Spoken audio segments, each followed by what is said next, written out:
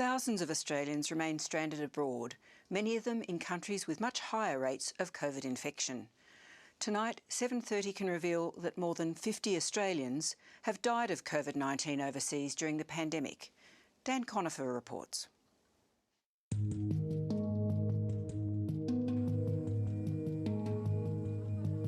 He was a loving person, but he was almost like a little kid to me. We had almost a 6-year gap between us.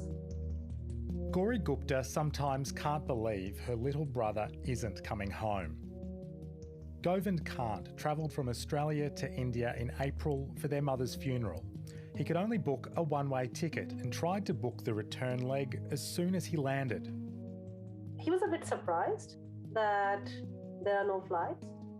He was a bit scared as well. I remember him saying that how am I going to get back home?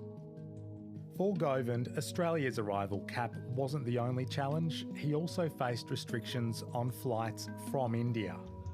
Our fears were confirmed when he tested positive, but then before that, my dad tested positive. Govind's positive COVID test meant he couldn't board the flight he'd finally secured. He died shortly after, at age 47.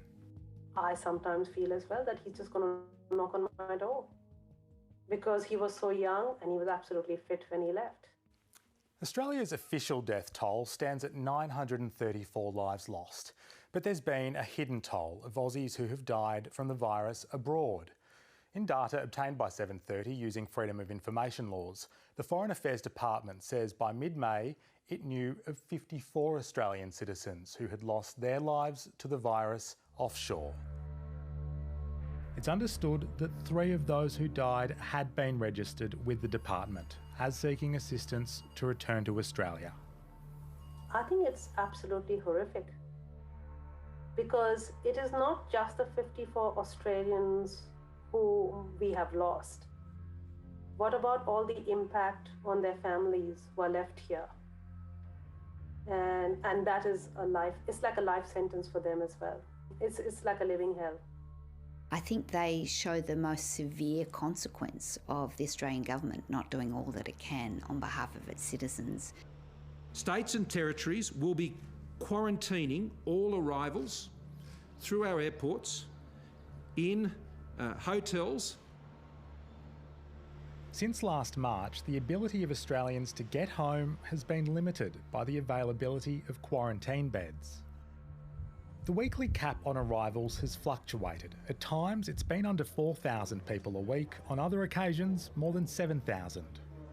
Since mid-November, we've had a leak in hotel quarantine every 9 days on average. Now, we could avoid that. If you make those improvements, you can increase the number of people coming into the system.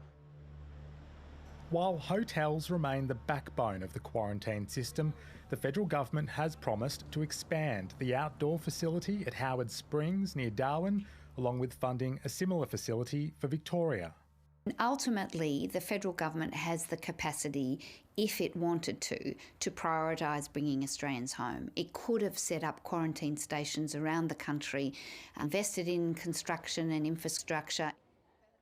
Citizenship lawyer Kim Rubenstein helped prepare a legal challenge to the United Nations on behalf of 2 stranded Australians. There's no final decision yet, but the tribunal urged the government to allow them to come home. The committee was saying a right to live in your own country is so significant that any question mark about a breach of that should be acted on immediately. Foreign Affairs officials have recorded Australian COVID deaths in 27 foreign countries. These nations include Indonesia to our north, India, which has seen more than 30 million infections, France and the United Kingdom, along with the United States, which has the world's highest case count, and Peru, which has the worst coronavirus death rate globally. One group were the countries like the US, UK, the Netherlands, where there are a lot of Australians. There are others where there are very high case rates and not terribly good health systems. The Foreign Minister, Marise Payne, was unavailable for an interview, but the federal government says more than 600,000 Australians have returned since March last year.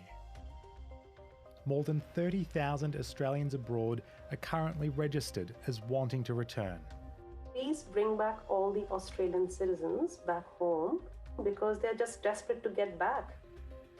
It's long enough now, I think. You can find a statement from the Department of Foreign Affairs on our website.